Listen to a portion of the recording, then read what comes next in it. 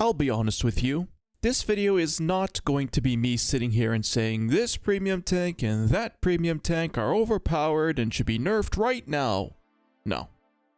I'm not a genius prophet by telling you the BZ-176 is overpowered and Wargaming should nerf it right now. Like, what a waste of time that would be.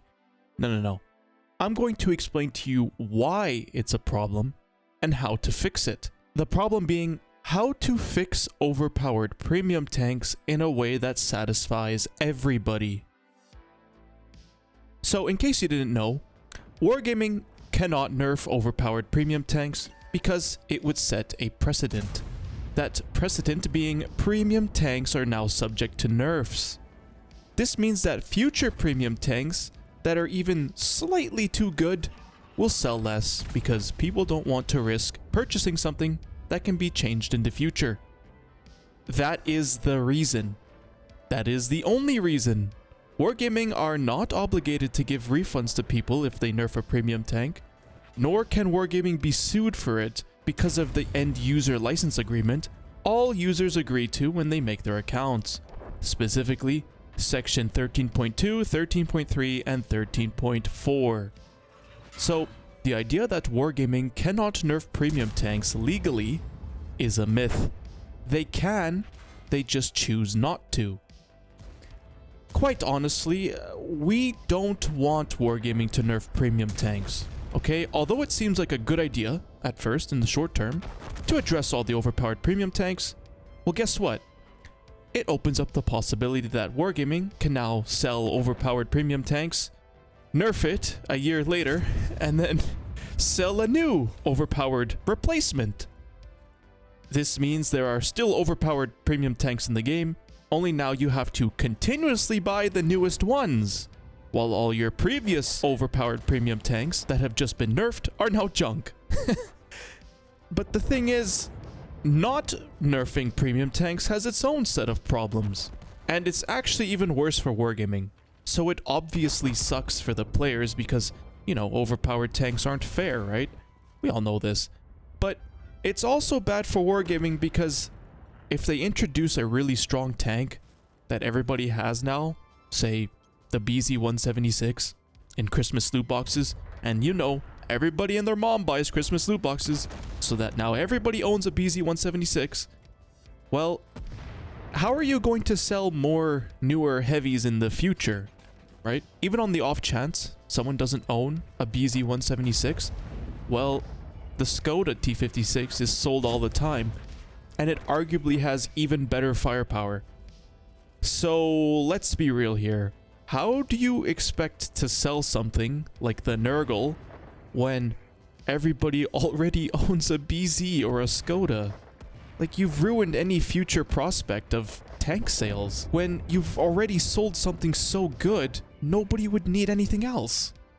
Again, how would you expect to sell something like the AAT-60 or the Mittlerer when everybody already owns a Bourrasque? Oh, okay, by bundling them with stupid novelty collabs that the vast majority of players don't care about? Okay, yeah, Wargaming doesn't even bother with tier 8 lights, by the way.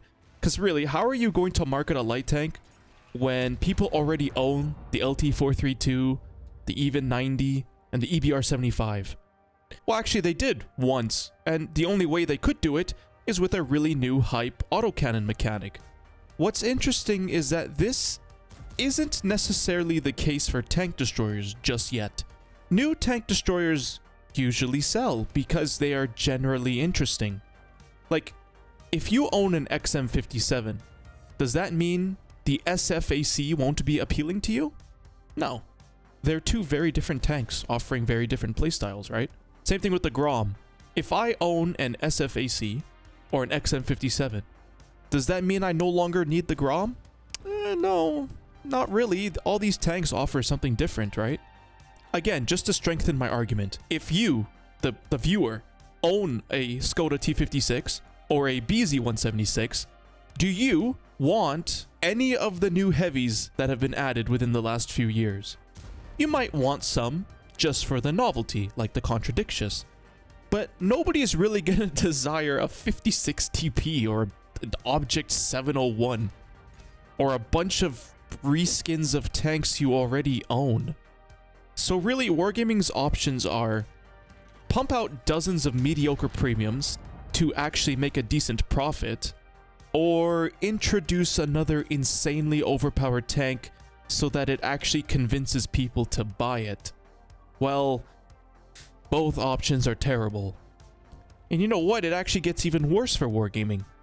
How are you going to market tier 8 premium tanks when tier 8 is so saturated anyway? Because of the insanely inflated amount of tier 8 tanks filling up the matchmaker, the result is that the matchmaking sucks for most of the time. Now, this is a subject for another video, but I can give a quick example of this.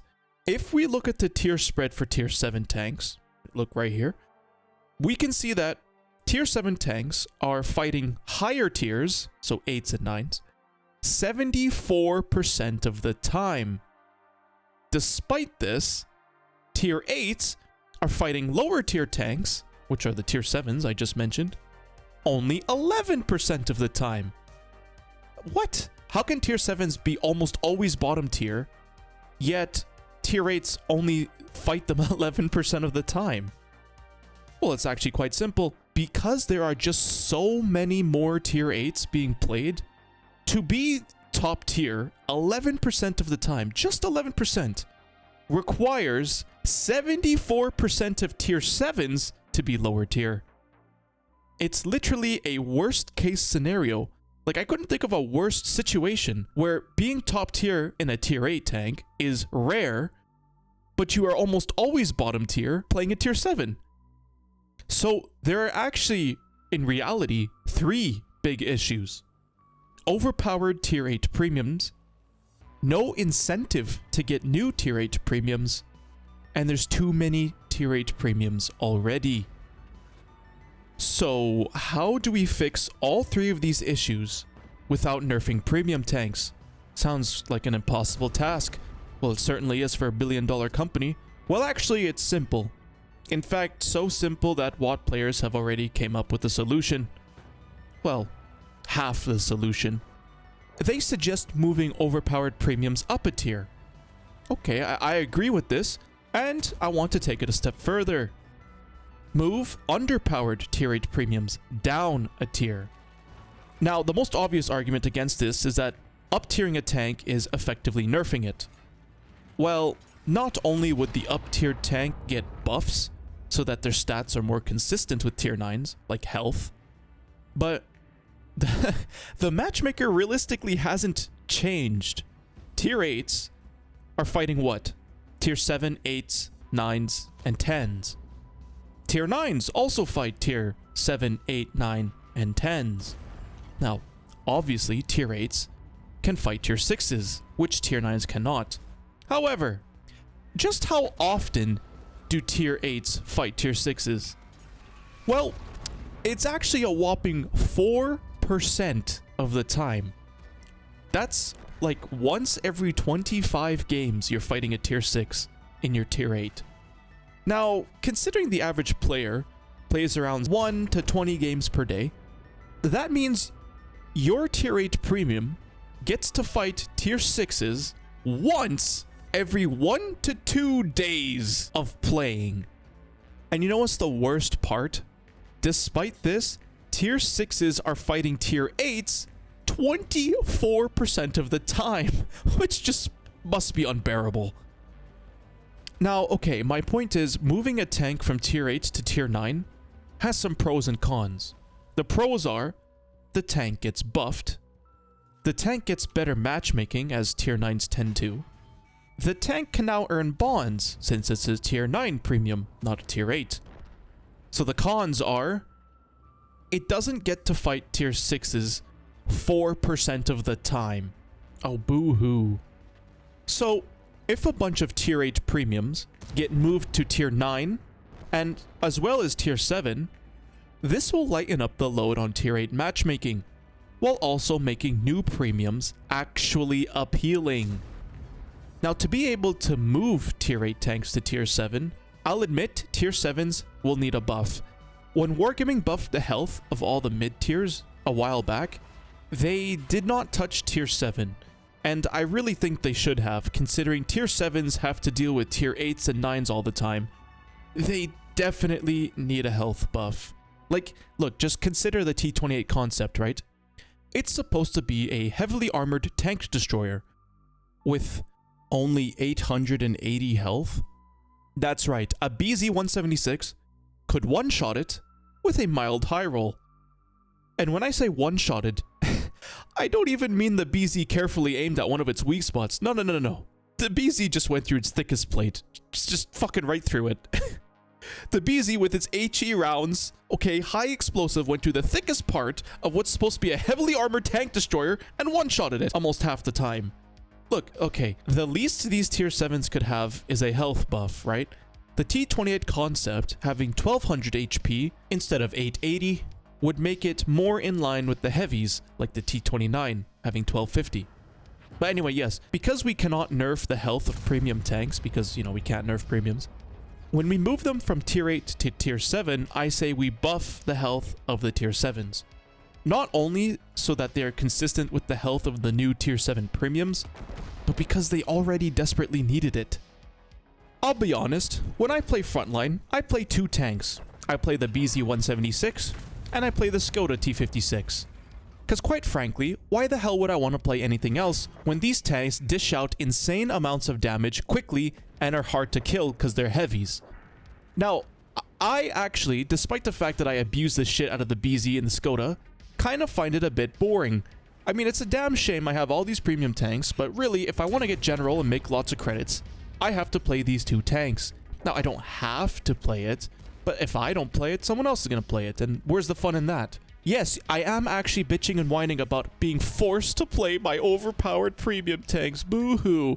But in reality, look, if these tanks were moved up to tier 9, then I think like tier 8 frontline would be a bit more interesting because I could pick a variety of other tanks as opposed to the same two overpowered tanks.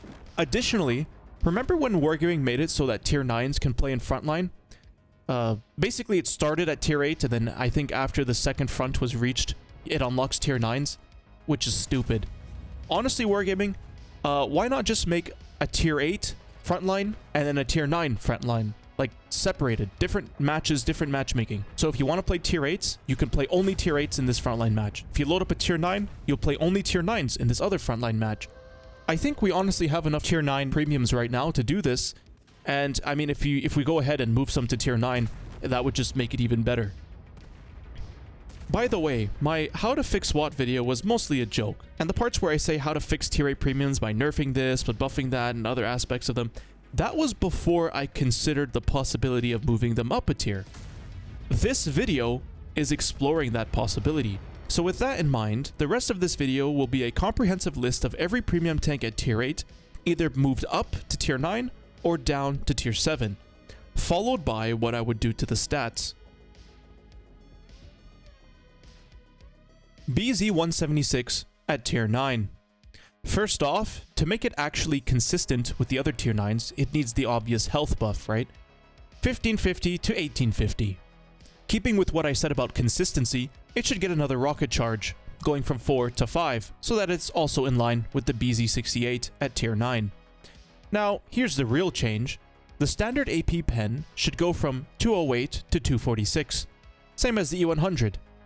Now this is fantastic because it accomplishes two things actually. One, the player now actually has some decent penetration to fight tier 9s and 10s with.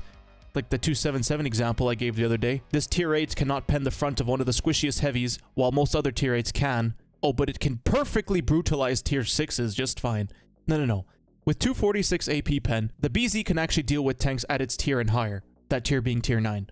But with the real important reason is that now that AP is actually a viable option, and an economical option, people will load it instead of exclusively loading HE.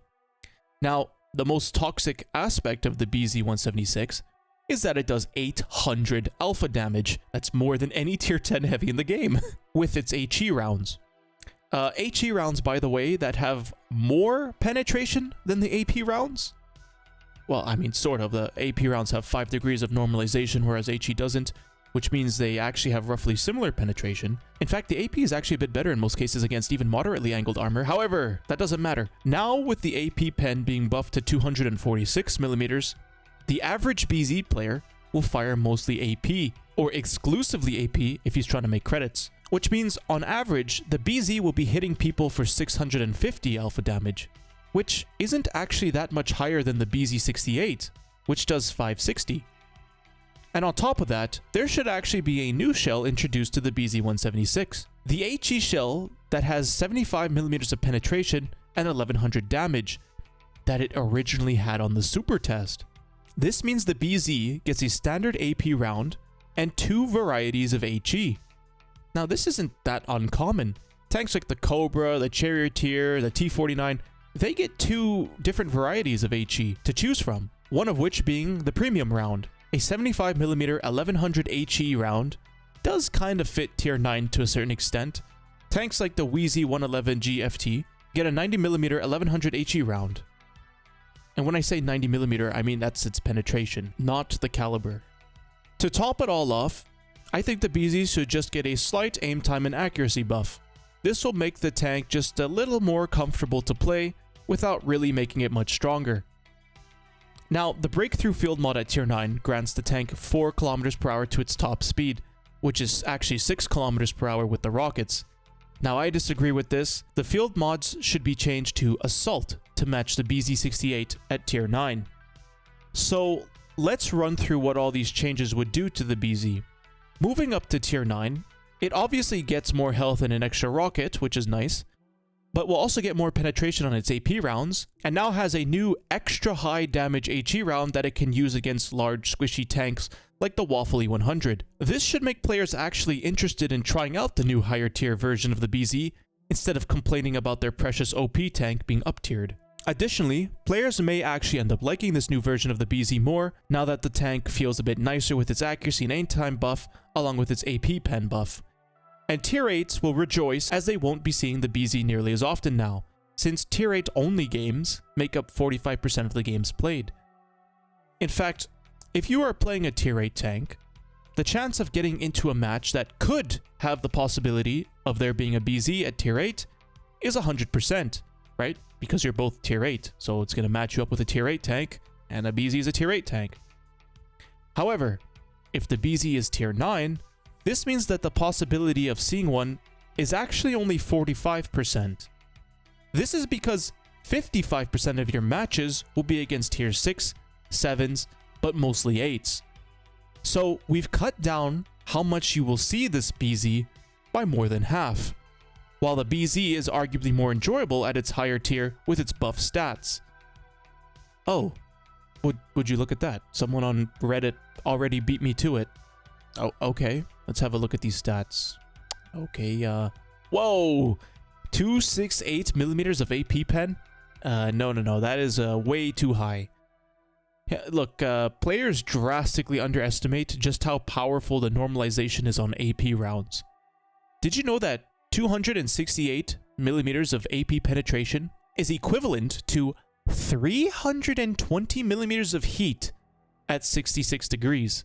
Don't believe me? Okay, here, look at this angled 60 TP lower plate.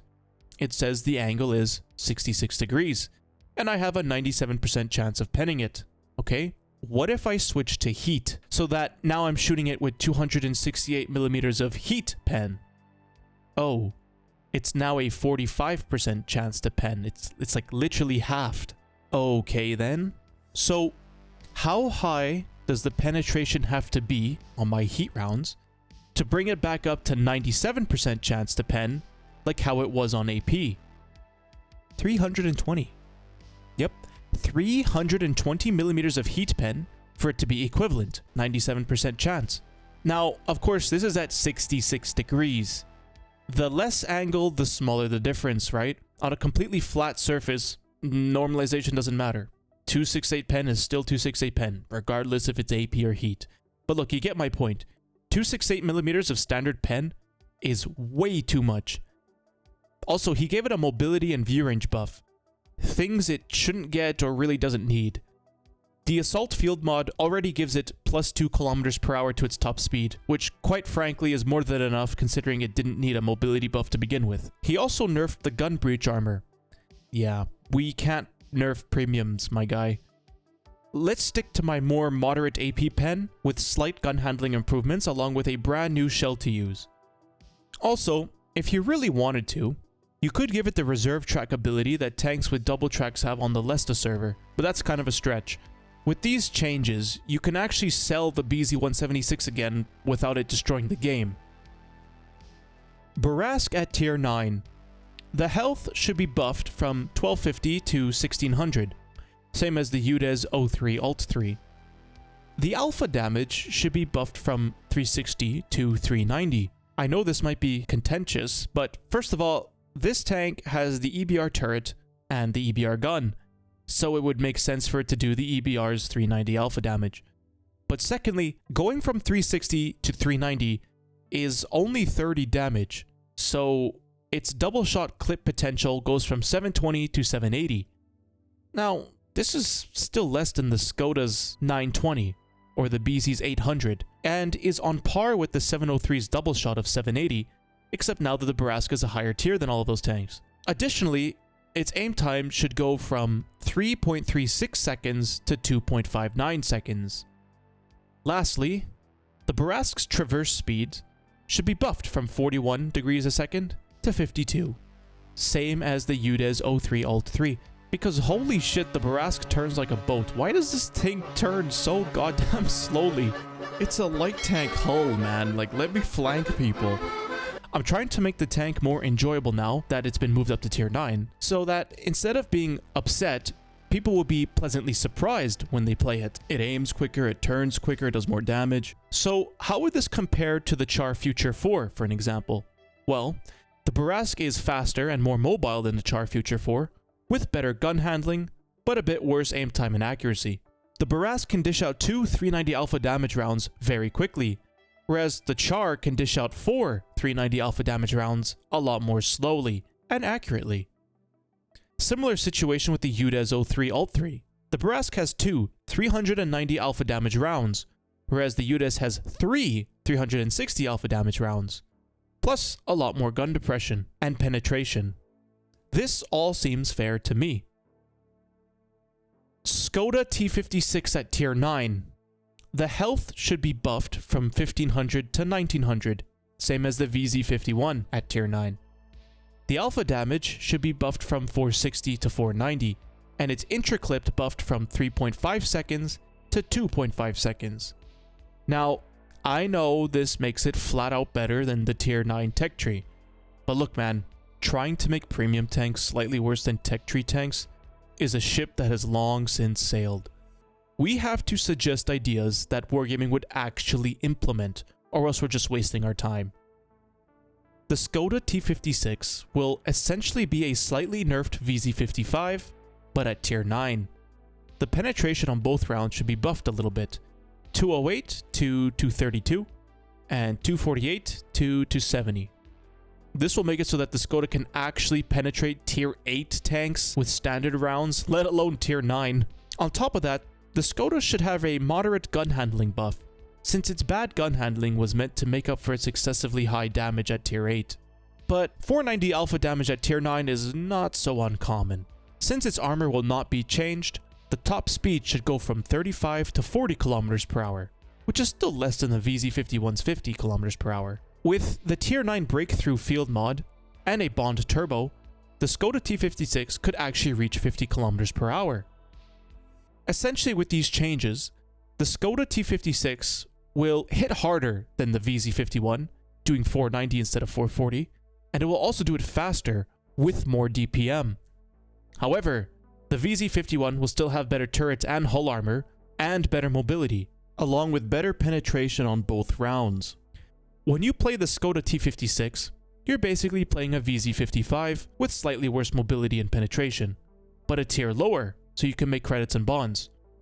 I think this is totally fair and players would enjoy this change, especially because of the mobility and the intraclip buffs. XM57 at tier 9. Basically, the XM57 is unchanged, except instead of 1300 health, it's 1800, and it gets the E3 hull armor. Now, the E3 will be stronger because it doesn't have a cupola. However, the XM57 gets a turret. Sorry, E4, you need an armor buff too, but oh well. Yes, I am comparing a tier 9 premium to a tier 10. This is 2025. Get over it. But seriously, man, the XM57's armor is 200 millimeters from the front. Almost every tier 8 tank in the game has more than 200 millimeters of penetration on just their standard rounds alone. So what are you going to do? You're going to buff the armor and make it even more insane at tier 8? No. Instead, we'll actually buff the armor and move it to tier 9. Its gun is much better suited at tier 9, and it actually has armor now that matches its mobility. And it still retains its other weak spots, so it's definitely not as strong as an E3, but it's still an overall buff. Grom at tier 9. Look man, why the hell does this thing have 800 damage and a 12-second reload at tier 8? Seriously man, it's no wonder tier 6s and 7s don't play this game. Nah, I know how to make this more fair.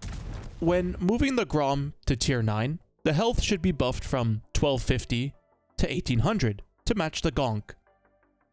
The armor should actually be reverted back to 210 millimeters instead of 195. It was nerfed before it was released. Lastly, the upper plate section that doesn't look like a weak spot, but actually is, should no longer be a weak spot. This would make the armor models of the Grom and the gonk very similar. You know, come to think of it, they would be a bit too similar, right? Again, we're Wargaming after all, and the premium tank should be better than the tech tree. So you know what? I'm gonna give the Grom an extra degree of gun depression, so it goes from 7 to 8. And you know, this isn't that uncommon, Wargaming's done this before. The Skoda has 8 degrees of gun depression, whereas the TNH has 7. You know what, why stop there? In fact, I'm gonna make the gun arc 8 degrees on each side instead of 5. Now, listen to me. Buffing the traverse angles on these Polish tank destroyers realistically isn't going to make them any more overpowered, right? What makes these tanks strong is the alpha damage, the DPM, the mobility, the armor. Everybody knows the most annoying part about the Grom is its gun arc. So when we move it to tier 9, people will be pleasantly surprised that their Grom is much nicer and easier to play. And this would be a huge win for the Grom because, yes, it's a great brawling tank against lower tiers, but its armor and health means it dies very quickly if it's trying to chew up a higher tier tank. With these stats, the Grom will actually be much nicer to play because the armor and health will allow you to actually use the gun for more than 2 shots. ELC even 90 at tier 9. Now, this is the first tank that is being moved to tier 9, not because it's overpowered, but because it's too popular. Remember what I said about tier 8s being so saturated with tanks that it's damaging the matchmaking? Well, the ELC is the second most played tank at tier 8, behind the XM57. But the XM57 was just added in the loot boxes, so obviously it's going to be played a lot. Just like the BZ-176, I suspect its popularity will decrease over time. Moving the ELC to tier 9 isn't even a nerf. It would actually be a buff. Because its health is now 1100 instead of 900, so it can survive if it gets spotted, it will get much more spotting damage at tier 9 instead of tier 8. It would also encourage the platoon mates that support the ELC to buy tier 9 premium tank destroyers instead of tier 8 ones. To make it more suited for tier 9, the ELC should have its reload buffed from 28 seconds to 22, and its view range buffed from 380 to 390. With the ELC at tier 9, with these stats, its gameplay will pretty much not change at all, being a super sneaky scout. However, it will have more health and firepower to go along with it. Now look, I'll be honest, I'm not sure if the ELC should really be at tier 9. I'm just trying to combat the saturated tier 8 situation. Let me know what you think in the comments. The Object 252U, and I guess the Defender, at tier 9. Now, it could be argued if the 252U and the Defender are still the game-breaking tanks at tier 8 all these years later, but let me suggest a cool idea to make these tanks interesting again. Okay, it looks like a 260, it has the same gun as a 260, why not make it a tier 9 premium version of the 260? First, we buffed the health, obviously, so it goes from 1500 to 1900, like the Object 257. Next, we buffed the top speed from 35 to 50 kilometers per hour, also like the 257. Since it's at tier 9, it will get access to the breakthrough field mod, which grants it an additional 4 kilometers per hour to its top speed. And if you add a Bond Turbo that adds 6 kilometers per hour, the tank can now go up to 60 kilometers per hour. Next, we will buff the ground resistances so that they are the same as the 260, and buff the engine power just a little bit so that the power to weight is still less than the 260, but now the 252U can actually reach its new top speed given enough time. The penetration can be identical to the Object 257 since it also uses the same gun, from 225 AP to 248 APCR, and from 265 APCR to 315 heat. We effectively now have a tank that has better frontal armor than the 257, but it does not have that triangular hull to make up for it. Both have similar firepower, however the Defender is slightly faster. If you enjoy the Object 260 at tier 10, you will now have a similar premium tank version at tier 9. Now, there are tanks that I would recommend moving to tier 7.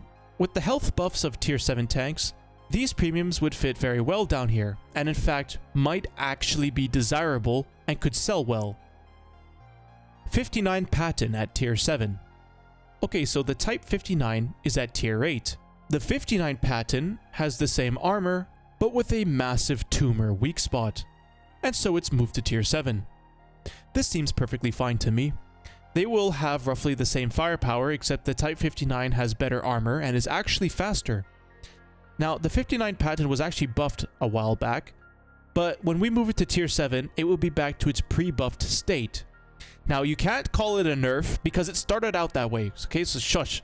If we compare it to the Leo has 300 alpha damage and is faster, while the 59 Patton has 240 alpha damage but gets better DPM and armor. Seems fair to me. Henceforth, all subsequent tanks I list will be dropped to tier 7, and if they were buffed at tier 8, revert them to their pre-buffed state when moving them to tier 7. So let's begin. AMX CDC.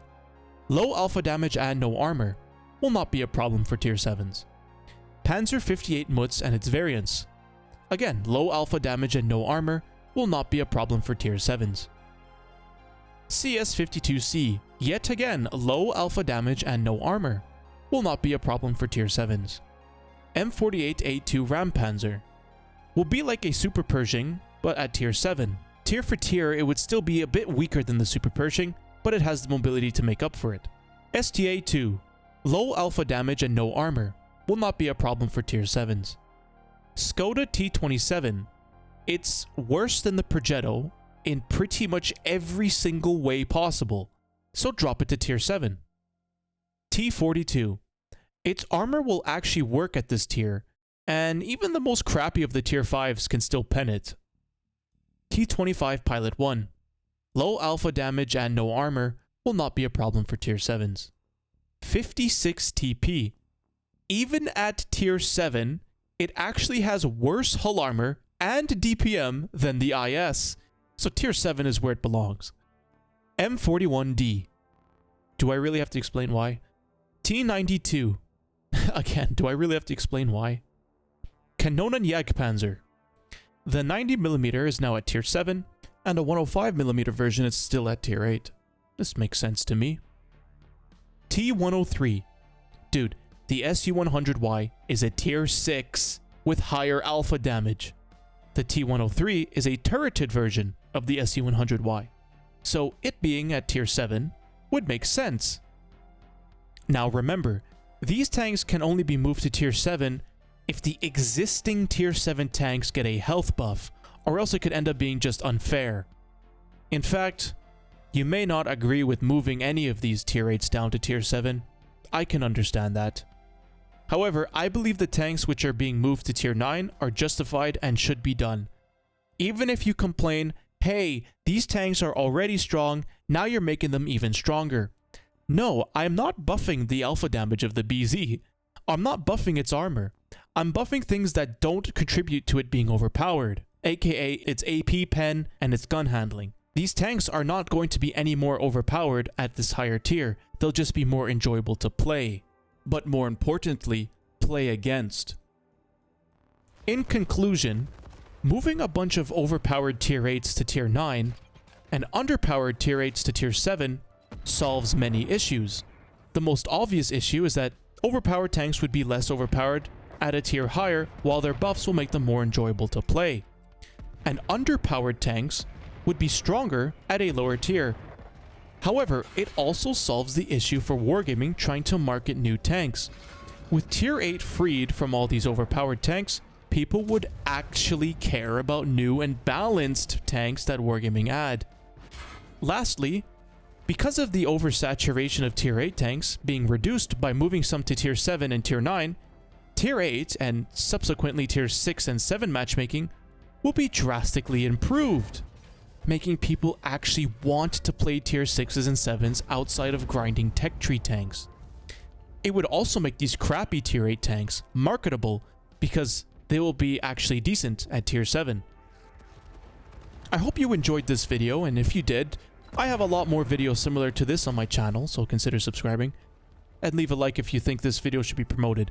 So, if you agree or disagree with what I have to say, leave it in the comments. If you got any ideas for different tanks that should be moved up or down or whatever, just let me know in the comments. I hope you enjoyed this video. Thank you for watching.